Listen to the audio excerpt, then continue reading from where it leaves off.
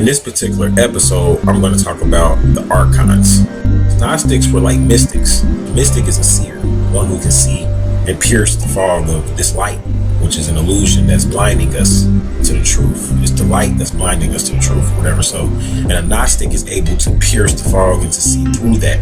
And the Gnostics were deep or whatever. They developed a deep spiritual system on how to deal with benevolent beings as well as disagreeable beings or malefic beings.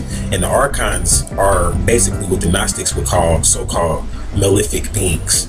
The Archons are not agreeable to man. In Islam, the Archons called jinn. Christianity and some other religions, the Archons will be called like demons. Archons were created before the earth.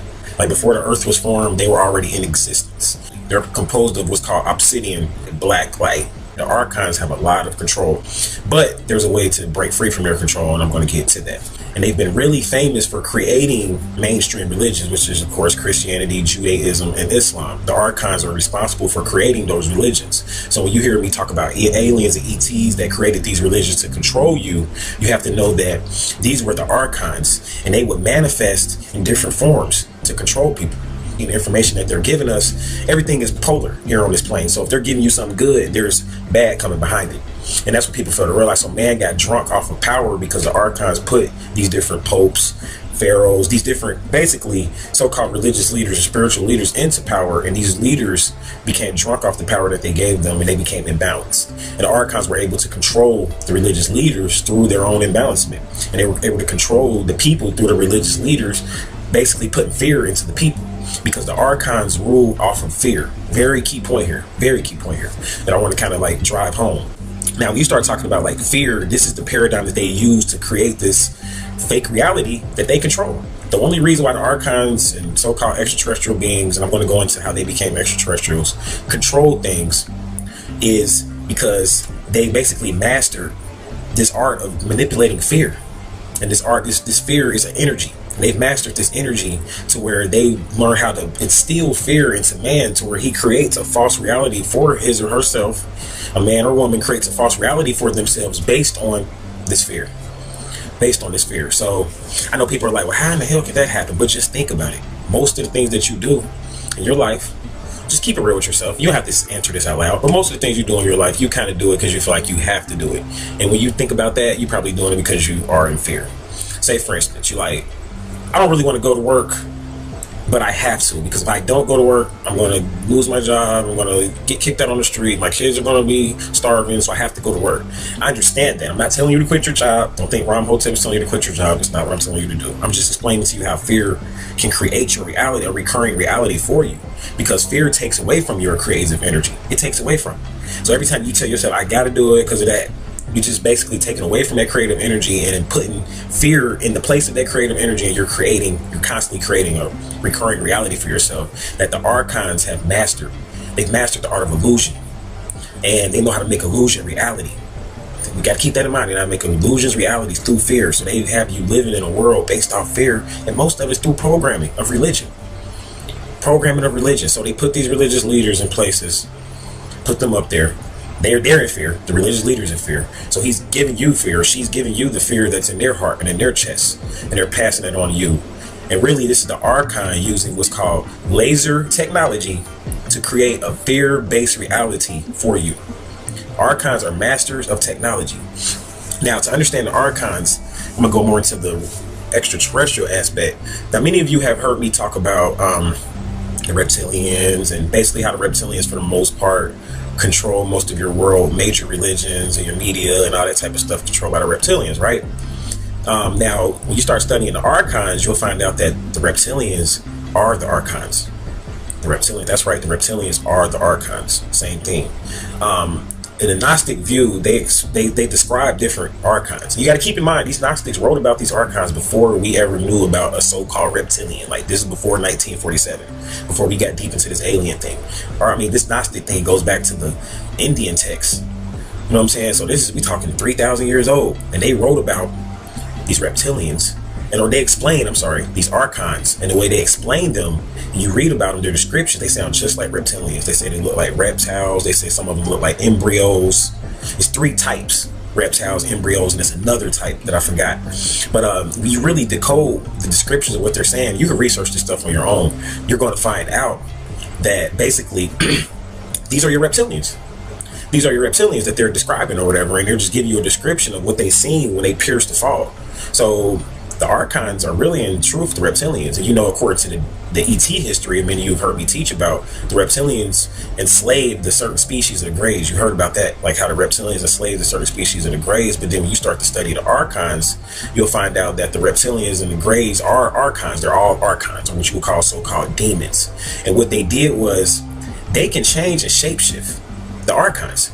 So they can look like a reptilian, look like a Grey, look like a gargoyle, look like a human, look like a so-called black person, look like a so-called white person. They can look and basically look how you want them to look. And they've mastered the art of illusion. They cannot implant themselves into your DNA unless you allow them through an abduction.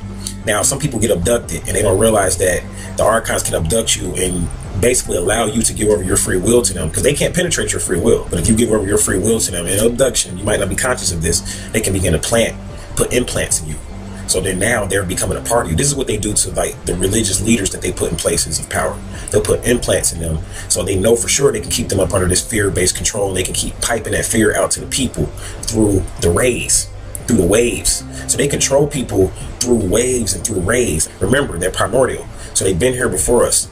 So when you hear me talk about interterrestrials, these are your Archons, your interterrestrials. Your Archons are mostly the beings that were here on this earth, the ET beings that were here on this earth, and the primordial beings, especially here on this earth. These are your ITs, your interterrestrials. Now, you do have another group of ETs that are not Archons. I do want to point this out here.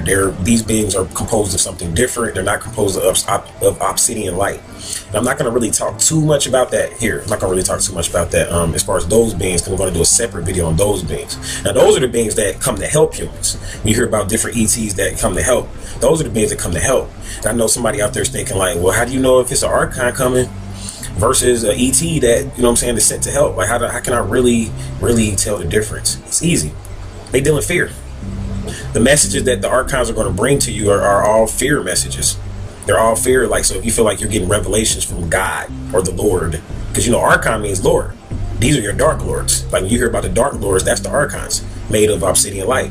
So when you feel like you're getting a revelation from the Lord, but it's based in fear and you're scared behind it, it might be the Archons trying to implant their illusions into your reality so that you can, into your programming, into your computer system, so you can begin to manifest their reality and the reality that they want you to manifest. So the Archon thing is deep. They can come into your dreams. They're intruders. You got to remember that. That's what makes them disagreeable, is the fact they're intruders. They intrude on our existence as far as humans or whatever. They just impose and just do what they want to do. So you have to build up a psychic self-defense. You have to work with the obsidian stones if you want to like really block yourself from them in your sleep. You have to protect yourself from these Archons. Why do you think the Egyptians would line their pyramids with obsidian?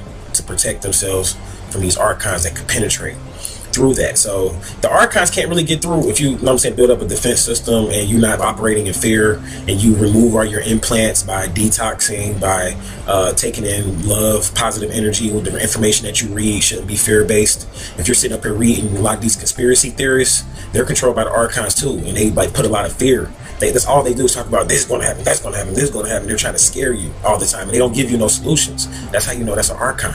If a person's giving you a lot of information about fear, people got to teach about things that may make you scared. So I'm not saying a person shouldn't teach about something that may make you scared, because people got to grow up. But then you have those teachers out there that bombard you with a lot of information that's fear-based, and they don't give you no solutions.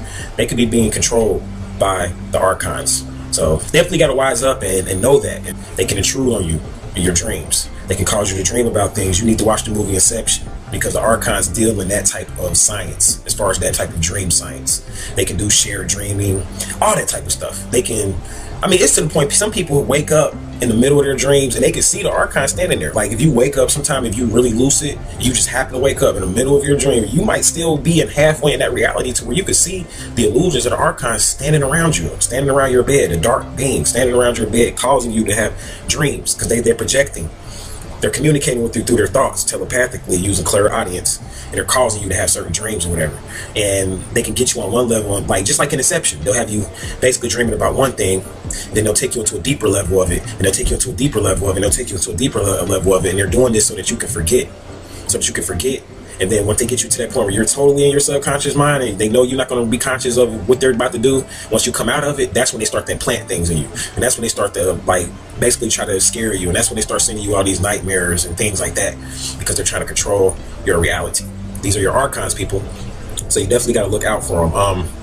Ways to protect yourself, like I said, besides just sleeping with the obsidian stones, you definitely want to sleep with the obsidian stones around your bed. But obsidian is definitely a great way to protect yourself from them, because they're composed of the obsidian light. See, they don't like that. They don't like when you know what they're composed of, you know what I'm saying? Because they can't penetrate that, because they're composed of that.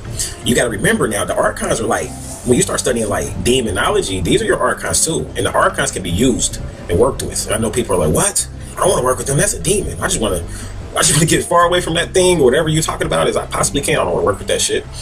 Well, people, you might have to, at some point, if you get deep into magic, get deep into mysteries, you might have to start working with chaotic energy. You might have to start working with the energy that's more yin based.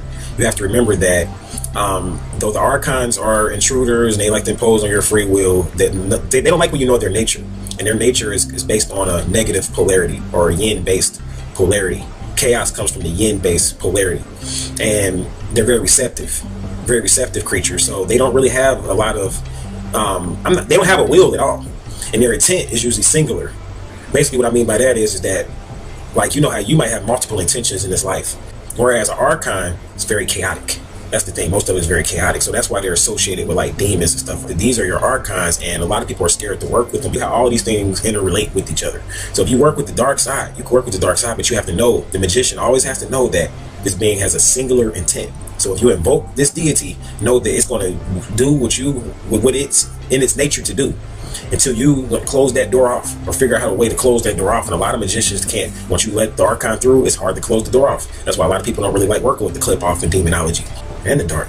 So we have to work with both. And we're actually, since we're really from the archons. See, that's what people better realize. Like, remember, I know I went all the way full circle talking about how disagreeable they are, but then remember, they've implanted themselves into our DNA.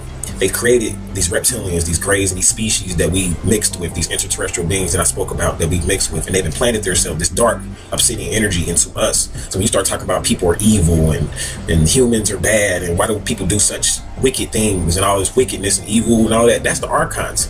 They live in us. These bodies and these shells are composed of dark matter, obsidian light too.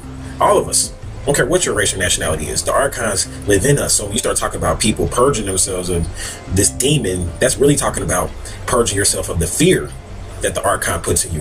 Because this fear is creating a recurring reality for us. That's what we have to realize. It's collectively doing it. Because we all collectively share certain fears. And this collective consciousness is more powerful than singular consciousness. So if all of us are fearing, we're constantly creating this fear-based paradigm. So you're not going to be able to make it to work. So why don't you just go ahead and just take off work and go ahead and just go over this girl's house and just waste your time and do that. You know what I'm saying? After you invoke this particular entity, it might start playing tricks on you, know what I'm saying, in your regular life. You might not be real. You might think these are your thoughts. No, you invoke this entity and now it's playing tricks on you.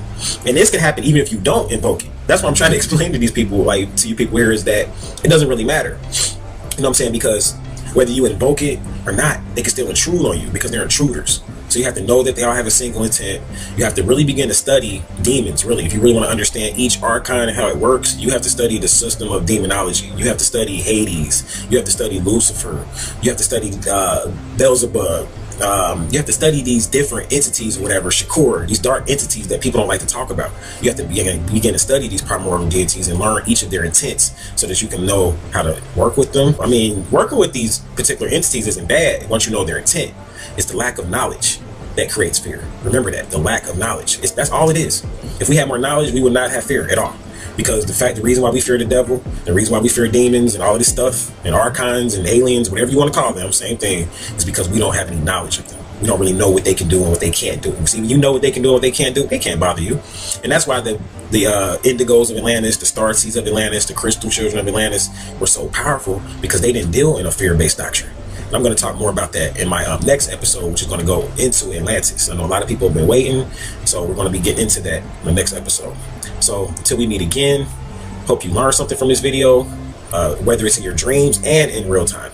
So got to be careful, be on the lookout, be able to pierce the fog, and know when your mind's playing tricks on you, and know when you may have basically a group of beings that have implanted things in you that's causing you to create your reality. And you have, the only way you're going to know these things is by going deep within yourself, past the fears, past all of that. Got to go deep into meditation and get into this heart.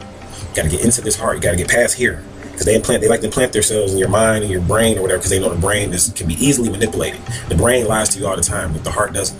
So follow your heart, and you will have nothing to fear.